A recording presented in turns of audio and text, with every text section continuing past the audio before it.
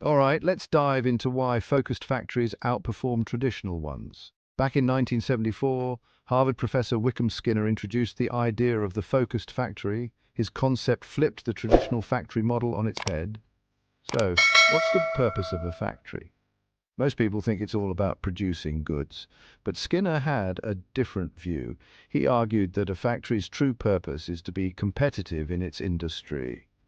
In 1974, Skinner published his groundbreaking article, The Focused Factory. And by 1978, he released a textbook, Manufacturing and the Corporate Strategy. Fast forward to today, and the focused factory concept is still shaking things up in manufacturing. Let's break it down.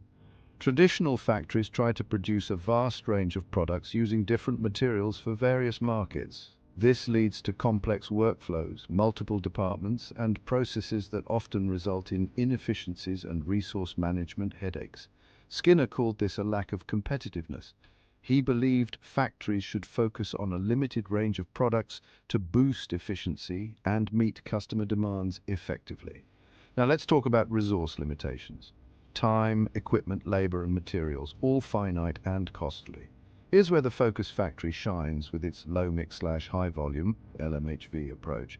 It emphasizes producing fewer product variations but in higher quantities.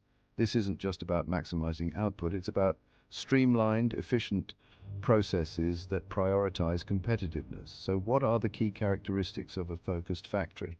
First, process technologies. Limit unproven technologies to one per factory to maintain a controlled environment and reduce disruptions. Second, market demands. Focus on one, two demands per factory. This specialization helps tailor resources and processes to specific customer needs. Third, product volumes. Segregate short runs and custom orders to optimize production for each type of order. Fourth, quality levels. Neither overspecify nor overcontrol. Find a balance to streamline processes and reduce waste while maintaining essential quality standards. Lastly, manufacturing tools. Focus on mastering a limited set of tools at a time for deeper understanding and optimized processes.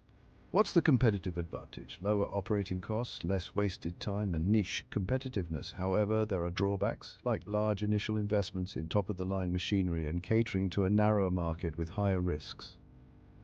Despite these challenges, the focused factory concept offers valuable insights. Implementing principles like limiting product lines and detailed work instructions can lead to significant improvements in both quality and efficiency. Combining and centralizing product lines can also enhance workflow and changeover efficiency. Remember, targeting human error, analyzing metrics, and streamlining the supply chain can further boost competitiveness. And by differentiating between facilities, each factory can specialize in specific product lines, maximizing efficiency and minimizing disruptions. In conclusion, the focused factory is all about turning complexity into simplicity, inefficiency into efficiency, and making your factory not just productive, but truly competitive. Thanks for watching.